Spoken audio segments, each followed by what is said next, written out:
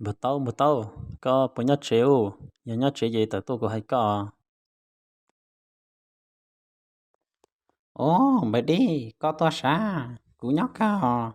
có to hay cú này mà đắt trên nằm bà đi. bữa tàu lo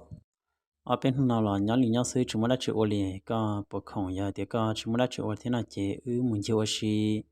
mà bữa tàu Ồ, bà đi, mua lo mua sức nha, cú nhóc liền nhóc sẽ tỏ bên nó đùa cơ lì thế. Rồi tiếc có mua xin nó chè, phải muốn chịu chỉ ít chỉ là do ta kiến mà đi lo nhá. liên tới giờ bài à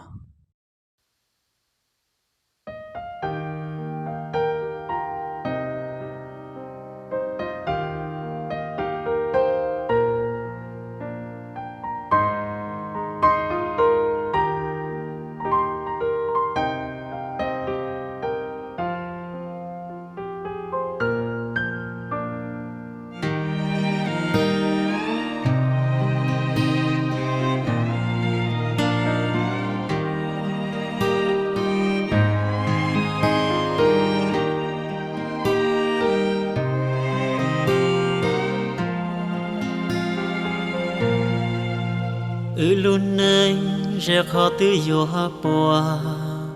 từ trong plan sẽ do xa mùa vì phong dưวันนั้นเราเตะชักว่าhọ có sẽ rõ chế niên hút thua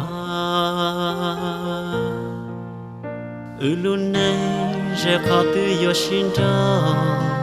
rất xa mùaเราเตะphong dư cơn gạo vì có tư chỉ muốn nấu xí hào niên nấu xin tàu xí chế ta li tại trong pla bỏ lô anh anh xí lu cha có luôn anh nỉ xí xin du tại trong pla bỏ lô anh anh luôn gì cha có luôn anh nỉ trong tuôn đi tu xia đâu cho cái nhiệt gì luôn nên sẽ khó tự do xin cho rất xa mùa trâu tê cứ tí cơn gạo vì cứ tí niên hú hay tê bao lo cứ tí thứ khó chỉ muốn hú hào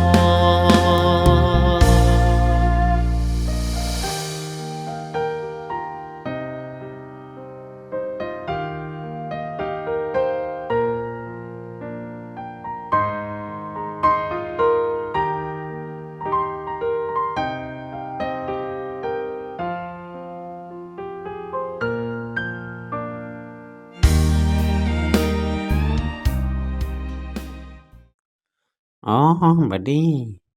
tôi sao tới chờ nào mà rung cô thiết khó xe hàng lo giờ. cô khó xia thêm mà bữa tàu Bà đi,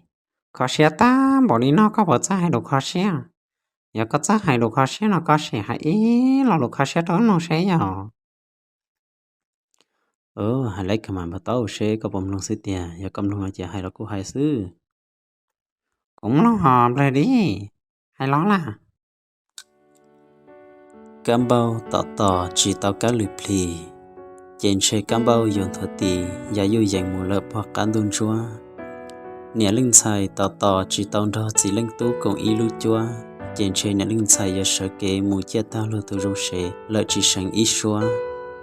cam bao tỏ chỉ tao cá lụy pli trên xe cam bao yon thọ tì giá yêu dành một lớp hoặc cán đun chi